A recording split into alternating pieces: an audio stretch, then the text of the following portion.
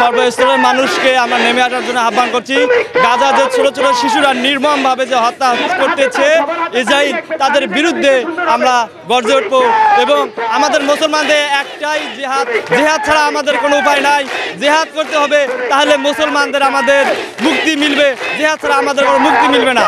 আমি একজন মুসলমান হয়ে ফিলিস্তিন মুসলমানদের প্রতি এই অত্যাচার জুলুম, ফিলিস্তিনের বাচ্চাদেরকে গুলি করে মারতেছে, বোমা মারে মারতেছে, আমি জাতিসংঘের কাছে বিচার চাই যাতে এই ফিলিস্তিনের উপরে আর এই বর্বর হামলা হয় না।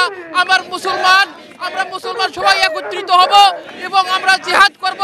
সারা বিশ্বের মুসলমানকে আমি এক হওয়ার উদাত্ত আহ্বান জানাচ্ছি, তারা যেন সবাই এক হয় এবং ফিলিস্তিনের পেশে সহযোগিতা করে এবং অবিলম্বে যুদ্ধ আমি বন্ধ চাই। আমি রক্ত দেখতে চাই না, ফিলিস্তিনের বাচ্চাদের লাশ দেখতে চাই না। আমি মুসলমান হয়ে আমি আল্লাহর কাছে ফরিয়াদ করছি, আল্লাহ যেন মুসলমানদের সহায় হয় এবং ফিলিস্তিনদেরকে রক্ষা করে।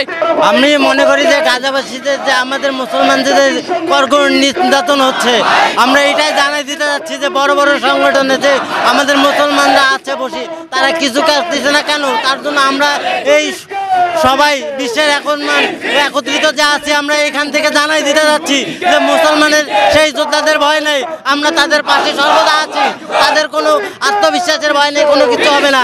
আমরা আর একটা লাশও দেখতে চাই না ফিলিস্তিনের বুকে, আমরা সর্বদা তাদের পক্ষে আছি।